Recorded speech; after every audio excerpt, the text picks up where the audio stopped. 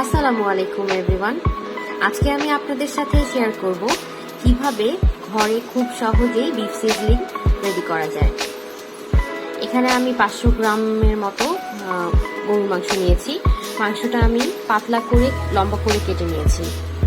এরপর এতে আমি আদা বাটা, রসুন বাটা, গোলমরিচের গুঁড়া, পরিমাণ মতো লবণ, এরপর মরিচের গুঁড়া এবং 2 কাপ পানি দিয়ে মাংসটাকে ভালো মতো সেদ্ধ করে নেব।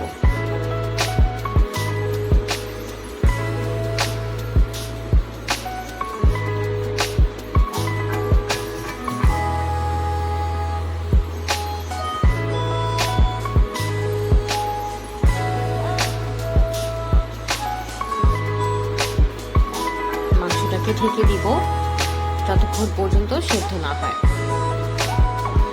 এরপর আমি একটি বাটিতে টমেটো সস নিয়ে নিয়েছি। আমার এই সিজলিং এর জন্য সস লাগবে, সেজন্য আমি সসটা রেডি করে নিচ্ছি। এখানে আমি টমেটো সস, এরপর সয়া সস এবং ওয়েস্টার সস দিয়ে এটা রেডি করে রাখবো।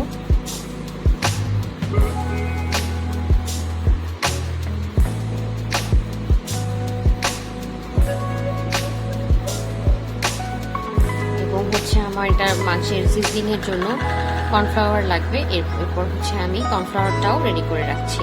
এখানে আমি 2 টেবিল চামচ কর্নফ্লাওয়ার নিয়েছি এবং পরিমাণ মতো পানি দিয়ে এটা রেডি করে রাখলাম।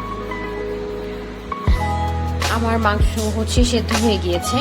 এরপর ভালো মতো আমি পানিটা একদম যাতে টেনে যায় সেই পর্যন্ত আমি মাংসটাকে ভালো মতো পানিটা টেনে নেব। এরপর আমি আরেকটি ফ্রাই প্যানে তেল গরম করে নিয়ে এখানে পরিমাণ মতো রসুন কুচি দিয়ে নিলাম।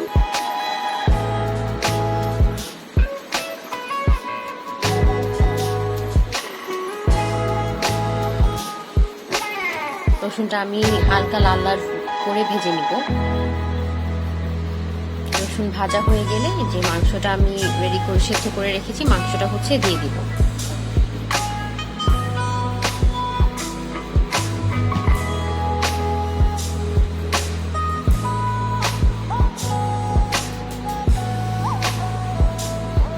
যেই সসটা আমি রেডি করে রেখেছিলাম এরপর আমি সসটা দিয়ে দিব।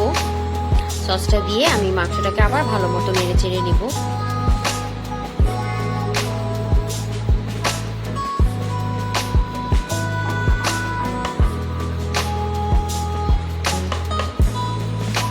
এরপর দিয়ে দিব আমি 4 কোনা করে পেঁয়াজ কুচি করে রেখেছিলাম, এই পেঁয়াজটা দিয়ে দিব এবং ক্যাপসিকাম দিয়ে দিব।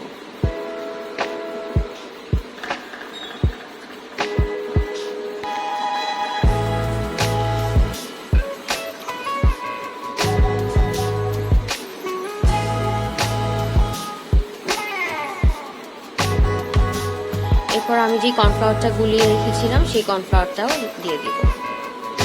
এরপর ভালো মতো মাংসটা নেড়ে চেড়ে এটাকে একটু ঢেকে দেব। আমার মাংসটা সেদ্ধ হয়ে গিয়েছে, বাট যাতে ঝোলটা একটু টেনে যায় সেজন্য আমি 5 মিনিটের মতো চুলার আঁচে কমিয়ে রেখে দিব। এই যে দেখুন মাংসটা মোটামুটি রেডি হয়ে গিয়েছে। এরপর আমি আরেকটি ফ্রাই প্যানে 2 টেবিল চামচ বাটার গরম করে নেব।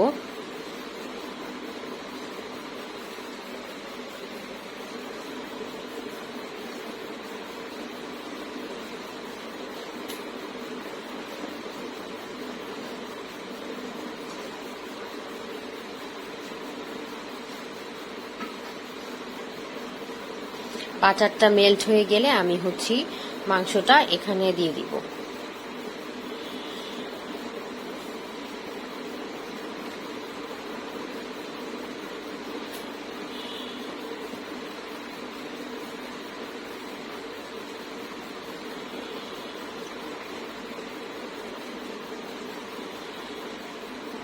এরপর ভালো মতো নেড়ে ছেড়ে নিব।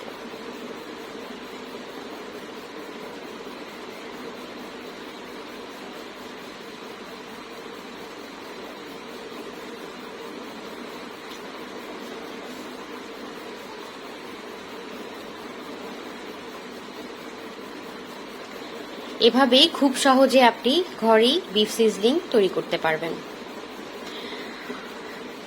2 মিনিট আমি চুলার আঁচে রেখে তারপর চুলার আঁচ বন্ধ করে দিব। দেখুন আমার বিফ সিজলিং রেডি হয়ে গিয়েছে। আল্লাহ হাফেজ।